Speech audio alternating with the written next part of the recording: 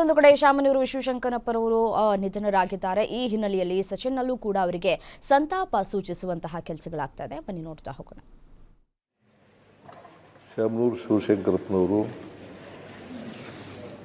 ದೇಶದಲ್ಲಿಯೇ ಒಬ್ಬ ಹಿರಿಯ ಶಾಸಕ. 2023ರಲ್ಲಿ ಆಯ್ಕೆಯಾಗಿ ಇಲ್ಲಿವರೆಗೂ ಕೂಡ ಜೊತೆಯಲ್ಲಿದ್ದರು. ಜೊತೆಗೆ ನನ್ನ ಜೊತೆ ನನ್ನ ಮಂತ್ರಿಮಂಡಲದಲ್ಲಿ ಮಂತ್ರಿಯಾಗೂ ಕೂಡ ಕೆಲಸ ಮಾಡಿದರು. ಅವರು 2016ರಲ್ಲಿ ನಾನು ಮಂತ್ರಿಮಂಡಲ ರೀಸಫಲ್ ಮಾಡಿದಾಗ ಆಗ ಅವರು ನನ್ನ ಮಗನಿಗೆ ಮಾಡಿ ಅಂತೇಳಿ ಮಲ್ಲಿಕಾರ್ಜುನ ಎಸ್ ಮಲ್ಲಿಕಾರ್ಜುನ ಅವರನ್ನು ಮಂತ್ರಿ ಮಾಡ್ತಕ್ಕಂಥ ಕೆಲಸವನ್ನು ಮಾಡಿದ್ರು. ಮೈಕ್ ಕೇಳಿಸ್ತಾ ಇಲ್ವಾ? ಕೇಳ್ತದೆ.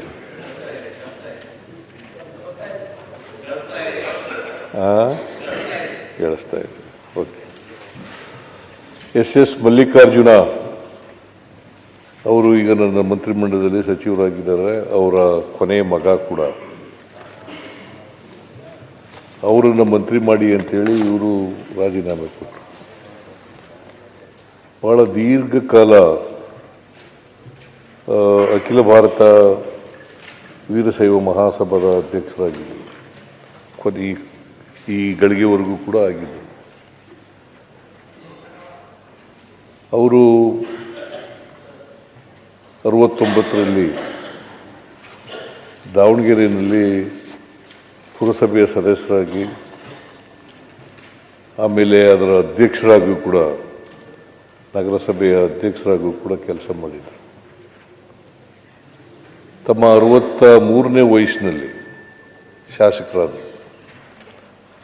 1994ರಲ್ಲಿ ಶಾಸಕರಾದರು. 6 ಬಾರಿ ಶಾಸಕರಾಗಿ ಆಯ್ಕೆಯಾಗಿದ್ದರು. 6 ಬಾರಿ.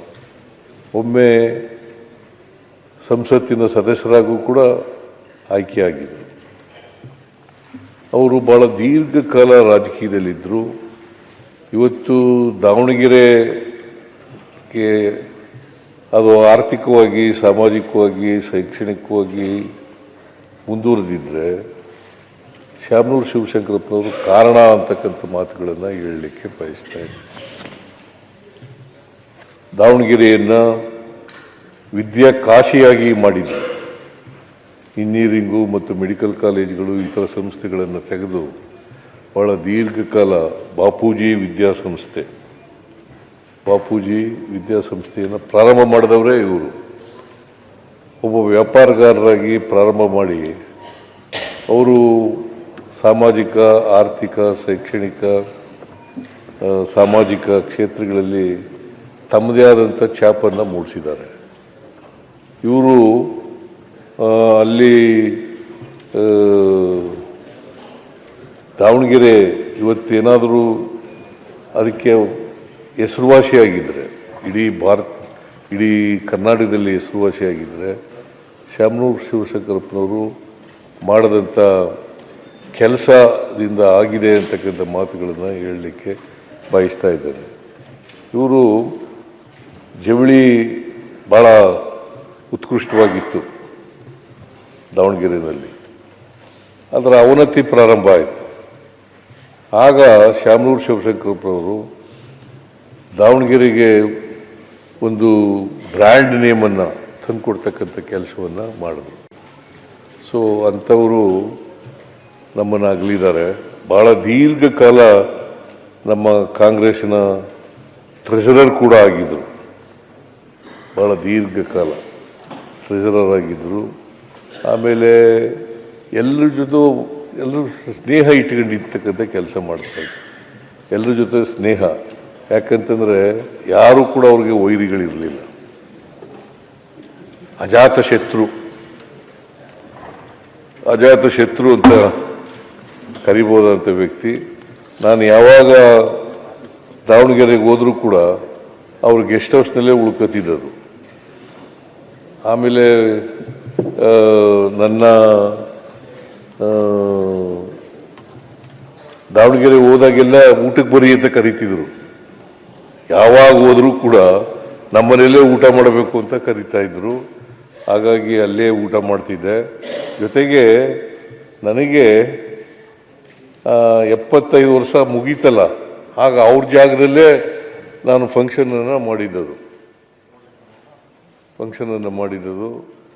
ಸೊ ಹಾಗಾಗಿ ಅದೇ ಕೊನೆ ಊಟದ ಹಬ್ಬ ನಾನು ಆಚರಣೆ ಮಾಡ್ಕೊಂಡಿದ್ದದು, ಮತ್ತು ಅದೇ ಮೊದಲು ಎಲ್ಲಿವರೆಗೆ. ಯಾಕಂದರೆ ನನಗೆ ಊಟದ ತಾರೀಖೇ ಗೊತ್ತಿಲ್ಲ ಕರೆಕ್ಟಾಗಿ. ಮೇಷ್ಟ್ರು ಬರ್ಕೊಂಡಿರೋದು 5ನೇ ತರಗತಿಗೆ ನೇರವಾಗಿ ನಾನು ಅಡ್ಮಿಷನ್ಸ್ ಆಗುವಾಗ ಮೇಷ್ಟ್ರು ರಾಜಪ್ಪ ಅನ್ನೋ ಮೇಷ್ಟ್ರು ಬರ್ಕೊಂಡಂಥ ಡೇಟೇ ನನಗೆ ಊಟದ ತಾರೀಕು. ಅದರಿಂದ ನನಗೆ ಡೇಟ್ ಆಫ್ ಬರ್ತ್, ಯಾಕಂದರೆ ನಮ್ಮಮ್ಮ ನಮ್ಮಪ್ಪ ಎಲ್ಲರೂ ಕೂಡ ಹೆಬ್ಬೆಟ್ಟೊತ್ತವರು, ಅವಿದ್ಯಾವಂತರು. ಹಾಗಾಗಿ ಡೇಟ್ ಆಫ್ ಬರ್ತ್ ಬರ್ಕೊಂಡಿರಲಿಲ್ಲ. ಹಾಗಾಗಿ ಅವ್ರು ದಾವಣಗೆರೆಯಲ್ಲೇ ನಾನು ಆಯ್ಕೆ ಮಾಡಿದೆ. ಅವ್ರ ಜಾಗದಲ್ಲೇ 75ನೇ ವರ್ಷದ ಜನ್ಮದಿನವನ್ನು ಆಚರಣೆ ಮಾಡ್ಕೊಳ್ತಕ್ಕಂಥ ಕೆಲಸವನ್ನು ಮಾಡಿದ್ದೆ. ಸೊ ಒಂದೇನಪ್ಪ ಅಂತಂದರೆ, ಶಾಮನೂರು ಶಿವಶಂಕರಪ್ಪನವರು ಸಹಾಯ ಹಸ್ತ ಭಾಳ ಇತ್ತು. ಕೋವಿಡ್ ಸಂದರ್ಭದಲ್ಲಿ ನಮಗೆ ಆಕ್ಸಿಜನ್ ಸಿಗದೇ ಇದ್ದಾಗ ಸುಮಾರು 6 ಕೋಟಿ ರೂಪಾಯಿಗಳನ್ನು ಖರ್ಚು ಮಾಡಿ ಆಕ್ಸಿಜನನ್ನು ಉಚಿತವಾಗಿ ಹಂಚತಕ್ಕಂಥ ಕೆಲಸವನ್ನು ಮಾಡಿದರು. ಅಂತಹ ಒಬ್ಬ ಅಪರೂಪದ ರಾಜಕಾರಣಿ ನಮ್ಮನ್ನು ಅಗಲಿದ್ದಾರೆ. ಅವರ ಆತ್ಮಕ್ಕೆ ಚಿರಶಾಂತಿ ದೊರಕಲಿ ಅಂತಕ್ಕಂಥ ಮಾತುಗಳನ್ನು ಹೇಳಿ, ಅಪಾರವಾದಂಥ ಅವರ ಕುಟುಂಬ, ಯಾಕಂದರೆ ಒಂದು ದೊಡ್ಡ ಕುಟುಂಬ, 3 ಜನ ಗಂಡು ಮಕ್ಕಳು 4 ಜನ ಹೆಣ್ಮಕ್ಳು ಇದ್ದಂಥ ಒಂದು ದೊಡ್ಡ ಕುಟುಂಬ. ಅವ್ರನ್ನೆಲ್ಲ ಅಗಲಿದ್ದಾರೆ. ಭಾಳ ದೊಡ್ಡ ಸಾವಿರಾರು ಲಕ್ಷಾಂತರ ಅಭಿಮಾನಿಗಳನ್ನು ಅಗಲಿದ್ದಾರೆ. ಸೊ ಅಂಥವರು ನಮ್ಮನ್ನು ಇವತ್ತು ನಮ್ಮಿಂದ ದೂರ ಆಗಿದ್ದಾರೆ. ಮತ್ತು ಸಿಟ್ಟಿಂಗ್ ಮೆಂಬರು ನಿನ್ನೆ ನಾನು ಒಂದು 15 ದಿನಗಳ ಹಿಂದೆ ಕಾಣಿಸುತ್ತೆ ಆಸ್ಪತ್ರೆಗೆ ಹೋಗಿದ್ದೆ. ಅಷ್ಟೊತ್ತಿಗಾಗಲೇ ಅವರು ಮಾತಾಡೋ ಪರಿಸ್ಥಿತಿಯಲ್ಲಿ ಇರಲಿಲ್ಲ. ಅಲ್ಲಿ ಒಂದು ಅರ್ಧ ಗಂಟೆ ಇದ್ದು ನೋಡ್ಕೊಂಡು ಬಂದೆ. ಸೊ ಅಂಥವರು ನಮ್ಮನ್ನು ಅಗಲಿದ್ದಾರೆ. ಅವರ ಆತ್ಮಕ್ಕೆ ಚಿರಶಾಂತಿ ದೊರಕಲಿ. ಅವರ ಕುಟುಂಬ ವರ್ಗದವರಿಗೆ, ಅವರ ಅಭಿಮಾನಿಗಳಿಗೆ, ಅವರ ಸ್ನೇಹಿತರಿಗೆ, ಅವರ ಬಂಧು ಬಾಂಧವರಿಗೆ ಅವರ ಸಾವಿನ ದುಃಖವನ್ನು ಭರಿಸ್ತಕ್ಕಂಥ ಶಕ್ತಿ ಕೊಡಲಿ ಅಂತೇಳಿ ಪ್ರಾರ್ಥನೆ ಮಾಡ್ತೀನಿ.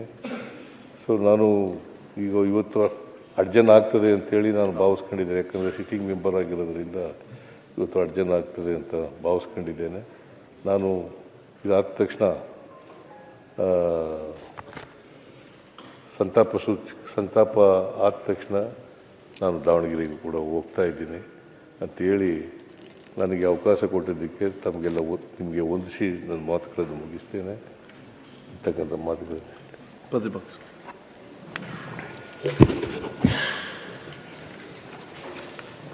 ತಾವು ತಂದಿರತಕ್ಕಂಥ ಈ ಸಂತಾಪ ಸೂಚನೆಗೆ ಬೆಂಬಲವನ್ನು ವ್ಯಕ್ತ ಮಾಡಿ ವಿಧಾನಸಭಾ ಅಧಿವೇಶನ ನಡೆಯುವಂಥ ಸಂದರ್ಭದಲ್ಲಿ, ಅದು ಈ ಅಧಿವೇಶನಕ್ಕೆ ಸಂಬಂಧಪಟ್ಟಂತೆ ಮೊನ್ನೆ ತಾನೇ ನಾವು ಮೇಟಿಯವ್ರದ್ದು ಸಂತಾಪ ಸೂಚನೆಯನ್ನು ಮಾಡಿದ್ದಾರೆ. ಅವರು ಸಿಟ್ಟಿಂಗ್ ಮೆಂಬರು. ಇವರು ಶಾಮನೂರು ಶಿವಶಂಕರಪ್ಪನವರು ಅಷ್ಟೇ. ಅವರೆಲ್ಲರಿಗೂ ಮೊದಲಿಂದನೂ ಹೇಳ್ತಾ ಇದ್ರು, ನಾನು ಕೊನೆವರೆಗೂ ಅವ್ರು ಯಾವಾಗ ರಿಟೈರ್ಡ್ ಆಗ್ತೀಯ ಅಂತ ಹೇಳಿದ್ರೆ, ಇಲ್ಲ ನಾನು ಬದುಕಿರೋವರೆಗೂ ನಾನು ಅಧಿಕಾರದಲ್ಲಿ ಇರಬೇಕು ಅನ್ನೋ ಮಾತನ್ನ ನಿಲ್ತೀನಿ ಅಂತ ಹೇಳ್ತಾ ಇದ್ರು. ಇನ್ನೊಂದು ಎಲೆಕ್ಷನ್ ನಿಲ್ತೀನಿ. ಹೌದು, ಇನ್ನೊಂದು ಈಗಲೇ ಅವ್ರಿಗೆ 95 ವರ್ಷ, ಇನ್ನೊಂದು ಎಲೆಕ್ಷನ್ ನಿಲ್ತೀನಿ ಅಂತಲೂ ಕೂಡ ಹೇಳ್ತಾ ಇದ್ರು. ಅಂದ್ರೆ ಆ ಥರದ ಗಟ್ಟಿ ಮನುಷ್ಯ, ಭಾಳ ಗಟ್ಟಿ. ಅದನ್ನು ಅವರ ಇಡೀ ಜೀವನ ನಾವು ಒಂದು ಸರಿ ಮೆಲುಕು ಹಾಕ್ಕೊಂಡ್ರೆ, ಅವರು ಪ್ರಾರಂಭದಿಂದನೂ ಕೂಡ 1931 ಅವರ ಹುಟ್ಟಿದಂಥದ್ದು. ಅದಾದಮೇಲೆ ಅವರು ಶಿಕ್ಷಣ ಸಂಸ್ಥೆಗಳನ್ನು ಪ್ರಾರಂಭ ಮಾಡೋಕ್ಕೆ ಮೊದಲು 1972ರಲ್ಲಿ ಬಾಪೂಜಿ ವಿದ್ಯಾಸಂಸ್ಥೆಯ ಗೌರವ ಕಾರ್ಯದರ್ಶಿಯಾಗಿ ಪ್ರಾರಂಭ ಮಾಡಿದ್ರು. ಮುಖ್ಯಮಂತ್ರಿಗಳು ಹೇಳಿದ ರೀತಿ ಇವತ್ತು ದಾವಣಗೆರೆ ಅಂತ ಹೇಳಿದ್ರೆ ದೊಡ್ಡ ಒಂದು ಎಲ್ಲಿ ನೀವು ಆ ಹೈವೇನಲ್ಲಿ ಹೋಗ್ತಾ ಇದ್ರೆ ಎಡಗಡೆ ಬಲಗಡೆ ಎರಡೂ ಕೂಡ ವಿದ್ಯಾಸಂಸ್ಥೆಗಳೇ. ಆಸ್ಪತ್ರೆ ಇರ್ಬೋದು, ನಾನು ದಾರಿಯಲ್ಲಿ ಕ್ಯಾನ್ಸರ್ ಆಸ್ಪತ್ರೆನೂ ನಿರ್ಮಾಣ ಮಾಡಿದ್ದಾರೆ. ವಿಶ್ವರಾಧ್ಯ ಕ್ಯಾನ್ಸರ್ ಆಸ್ಪತ್ರೆಯನ್ನು ಪ್ರಾರಂಭ ಮಾಡಿದ್ದಾರೆ. ಅಂದರೆ ಇಡೀ ದಾವಣಗೆರೆಗೆ ಒಂದು ಕಳೆ ಕಟ್ಟೋ ರೀತಿ ವಿದ್ಯೆಗೆ ಒಂದು ಪ್ರಾಮುಖ್ಯತೆಯನ್ನು ಕೊಟ್ಟು ಈ ಸಂಸ್ಥೆಯನ್ನು ಬೆಳೆಸಿದ್ದಾರೆ. ನಗರಸಭಾ ಸದಸ್ಯರಾಗಿ, ಅಧ್ಯಕ್ಷರಾಗಿ, ಶಾಸಕರಾಗಿ, ಮಂತ್ರಿಯಾಗಿ, ಅದು ಸಿದ್ದರಾಮಯ್ಯನವ್ರ ನೇತೃತ್ವ ಸರ್ಕಾರದಲ್ಲಿ ತೋಟಗಾರಿಕೆ APMC ಸಚಿವರಾಗಿಯೂ ಕೂಡ ಕೆಲಸ ಮಾಡಿದ್ದಾರೆ. ಸೊ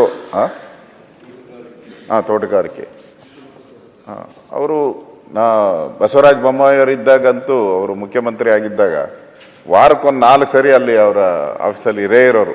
ನಾನು ನೋಡೇನಲ್ಲ, ಬಂದಾಗ ಹೋಗಿ ಅಲ್ಲಿ ಕೂತಿರೋರು. ನಾನು ಬೊಮ್ಮಾಯಿಯವರ ಹತ್ರ ಹೋಗ್ತಾ ಇದ್ದೆ, ಅವರು ಗ್ಯಾರಂಟಿ ಅಲ್ಲಿ ಇರೋರು. ಅಂದರೆ ಕ್ಷೇತ್ರದ ಕೆಲಸ, ಸಮಾಜದ ಕೆಲಸ, ಮತ್ತು ಭಾಳ ನಿಷ್ಠೂರವಾಗಿ ಮಾತಾಡ್ತಾ ಇದ್ರು.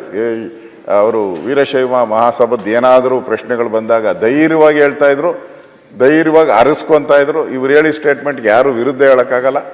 ಆ ಥರದ ಒಂದು ಸೀನಿಯಾರಿಟಿ, ಆ ಸಮಾಜಕ್ಕೆ ಮಾಡಿದಂಥ ಸೇವೆ ಆಧಾರದಲ್ಲಿ ಯಾರು ಕೂಡ ಇವರಿಗೆ ಪ್ರತಿರೋಧ ಹೇಳುವಂಥ ಪರಿಸ್ಥಿತಿ ಇರ್ತಿಲ್ಲ. ಆ ಥರದೊಂದು ಸ್ಟೇಚರ್, ಇದೇನು ಒಂದೇ ದಿನಕ್ಕೆ ಸ್ಟೇಚರ್ ಕ್ರಿಯೇಟ್ ಆಗಲ್ಲ, ಒಂದೇ ದಿನಕ್ಕೆ ದೊಡ್ಡ ವ್ಯಕ್ತಿ ಆಗಕ್ಕೆ ಸಾಧ್ಯ ಇಲ್ಲ.